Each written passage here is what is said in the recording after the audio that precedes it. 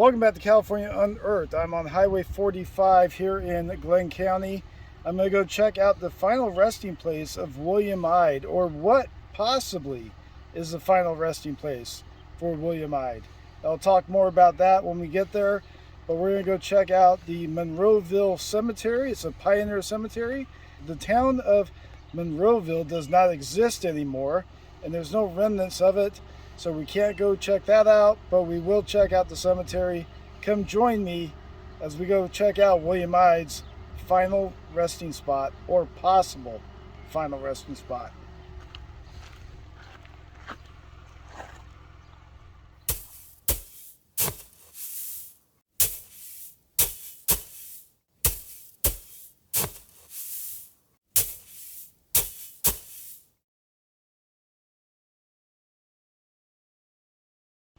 All right, we are on the side of the road, and I'm with my cousin Kenny today. Howdy. And he is showing me the burial spot of William Ide, and we came upon this obelisk on the side of the road here. And I'm gonna have Kenny read that for me. It says William Brown Ide, born March 28th, 1786 in Rutland, Massachusetts. Died December 20th, 1852.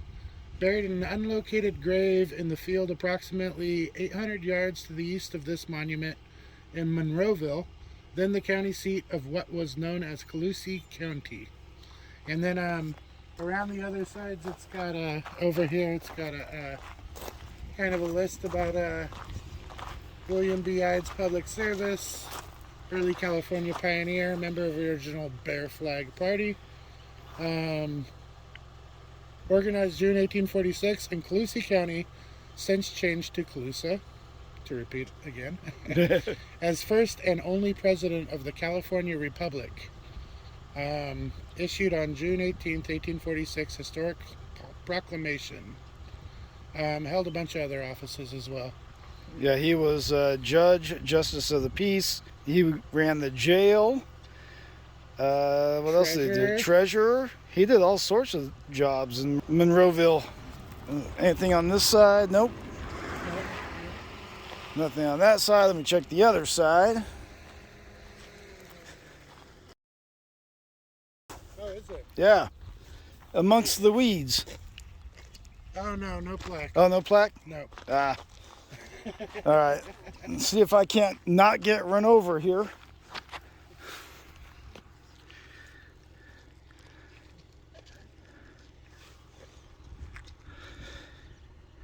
There is the obelisk. Trying to get it all in one shot.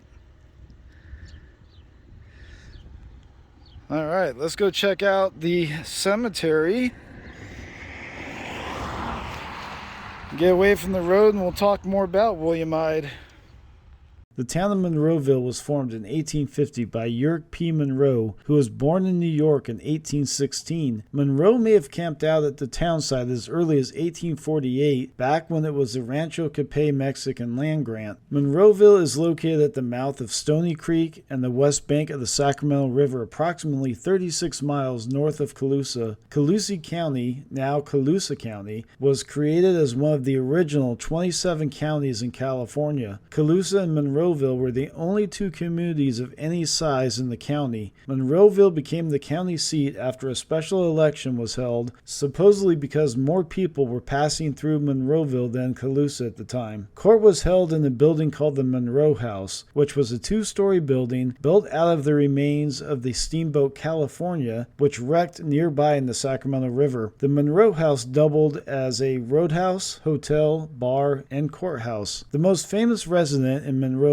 history was that of William B. Ide, president of the short-lived California Republic, also known as the Bear Flag Revolt in 1846. When the counties were being formed in 1850, Ide was called upon to Monroeville to help establish Colusa County, due to the fact that the population of the community was very transient and Ide was the most qualified for the job. Ide would pass away in Monroeville in 1852 of smallpox. A post office was established in July of 1851 until its discontinuation in September of 1862. In 1853, dissatisfaction with Monroeville as a county seat was building, and the county seat was then moved to Colusa. Monroeville continued its existence throughout the 1860s and 70s. By the 1880s, its decline had begun. By 1890, it was no longer listed in the U.S. Census, and by the turn of the century, it was gone. The area contained Monroeville was eventually absorbed into Glenn County when that county was formed in March of 1891. Welcome to Monroeville Cemetery, established in 1850 as per the oldest grave known to exist here. As you saw, we drove through some private farmland to get here, which makes the cemetery extremely isolated from Highway 45 and the general public. But the public is allowed to come out here. Since the decline of Monroeville, the cemetery has been a victim of neglect, vandalism, and agricultural encroachment. In 1977, the local farmer attempted to bulldoze the cemetery to plant trees. He got as far as bulldozing all the original markers not damaged by a century of neglect and vandalism, but the members of the Colusa County Historical Society protested and had it stopped by a sympathetic judge. So the cemetery that you see here today was almost wiped out of existence and may have been if it wasn't for the most famous resident, William B. Ide. The Monroeville Cemetery eventually was deeded to Glenn County, and in 1980, archaeologists and their students from Chico State, and later in 1990, archaeologists and their students from Butte College located and restored the graves of the cemetery, including that of William B. Ide. Marble and granite headstones that were destroyed were replaced by concrete replicas, and the cemetery was rededicated in August of 1998.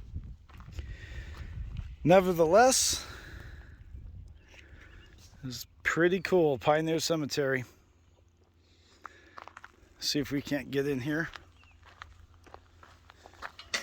There we go. See if we can find a headstone for him. The bright, shiny marble one in the middle over there. I'll take you right to it. There's a lot of really, really interesting headstones here as well. What's this one? I'll show you a couple.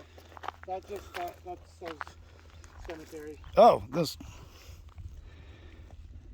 Cool.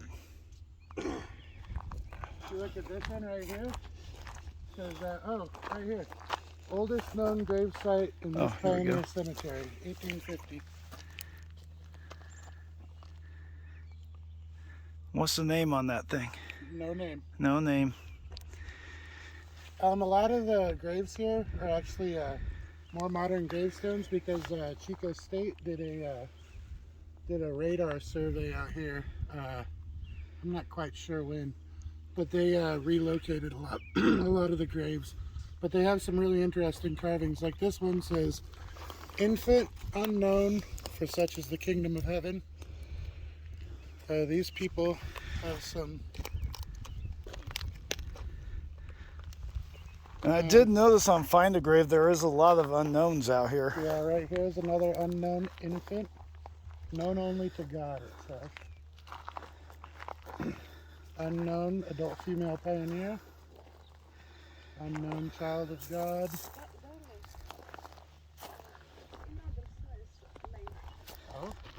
So I wonder if these are the ones that Chico State did. Here's a Judge Holland, Jonas Holland, died in 1850, age unknown. Oh, this is the oldest grave. This is the other side of it. Oh, okay. Yeah. So it was a judge who was the oldest grave in here. And if you go this way right here, there's actually a new headstone that they put on a couple of years ago. And it was actually donated by the Church of Latter-day Saints, the Mormons.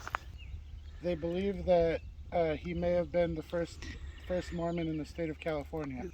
His brothers were Mormons, but in a lot of the official history, they don't note the fact that he was a Mormon because Mormons were actually kind of looked down upon. But he cared little for the honors and emoluments of office, or the pomp and pride of high station. That's a quote by his brother. Simeon Ide. Then it lists teacher, carpenter, pioneer, wagon train captain, president, soldier, surveyor, businessman, rancher. Then in Colusa County, he was judge, court of sessions, county recorder, county auditor, county clerk, county treasurer, and deputy sheriff. And if you come around to this side,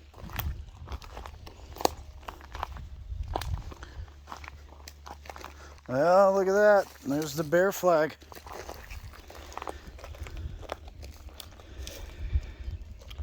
this at the bottom says, he was a Mormon in religion, and in our judgment was possessed of something if not utopian ideas. That was from another bear flagger. So that's part of the evidence that they used to try and prove that he was Mormon. Commander-in-Chief of the California Republic, 1846. Died at 56 years of age.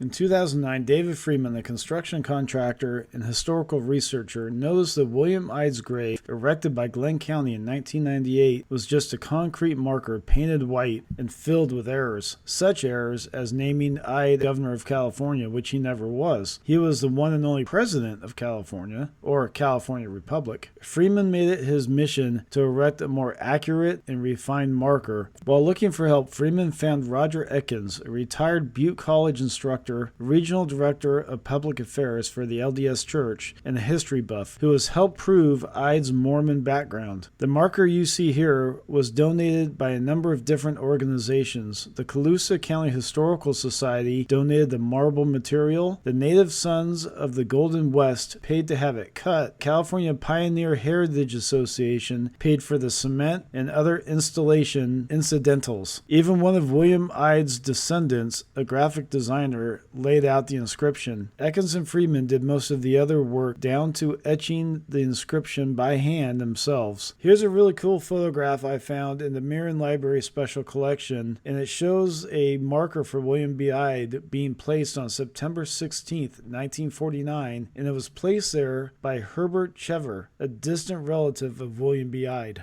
If you'd like to have more details on William Ide and this headstone itself, my cousin Kenny, who's featured in this video, has written 2 amazing articles for the Chico News and Review that I will link in the description down below. So just click on the link and go and check those out. Let's kind of look around here a little bit more.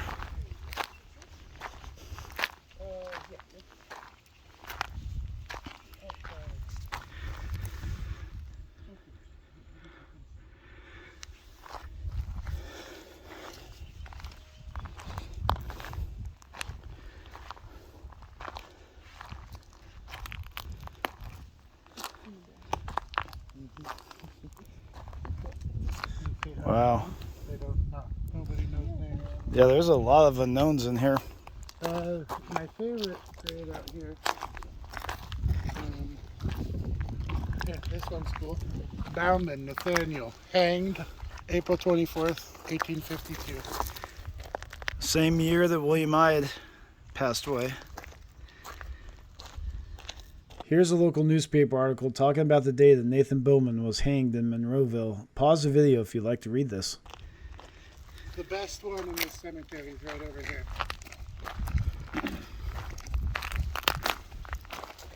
Another one right here.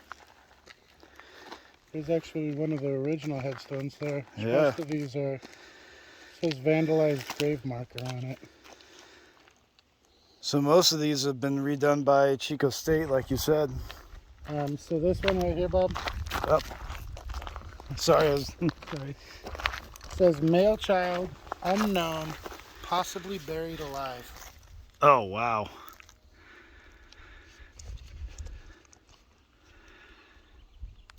And the reason being is that when they did the radar and surveyed it, the body shifted in the grave, which is usually an indicator that somebody was buried alive. For everybody that doesn't know, is my cousin Kenny Smith. He's an author down in Chico, and he does a lot of research in his writing, so he is very well versed in history of the Chico area and of Butte County, Colusa County. He's done a lot of research on this and knows what he is talking about for sure. I always like these obelisks. Yeah.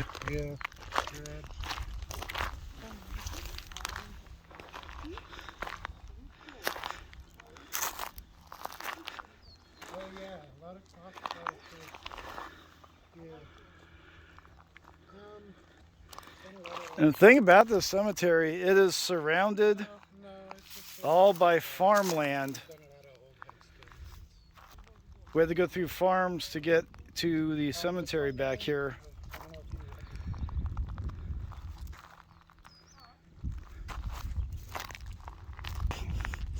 You found another interesting one over here? Yeah, it's this pioneer adult male. All they know is that on his cufflinks it had the initials FBG carved. Wow.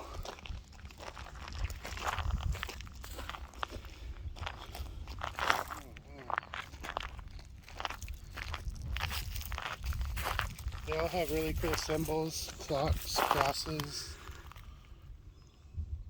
I'm not sure who actually put in the headstones, but they're definitely not original. They were put in when this place was kind of reconstructed.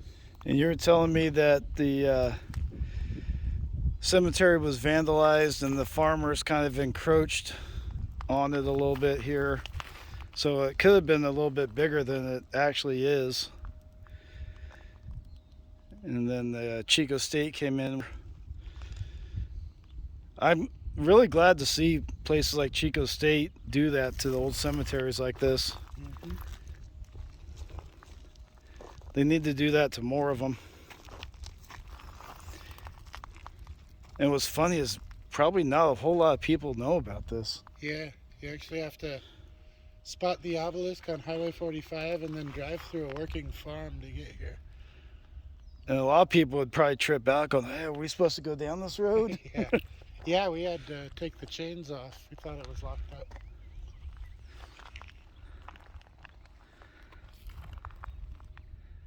Let's go to the very end.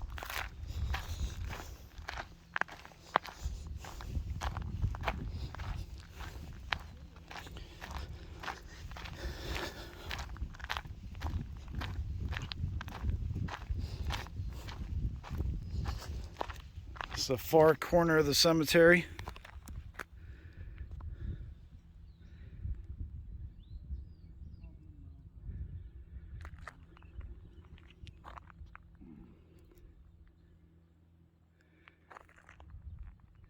You know what I like about this cemetery? You have one lone tree right in the middle.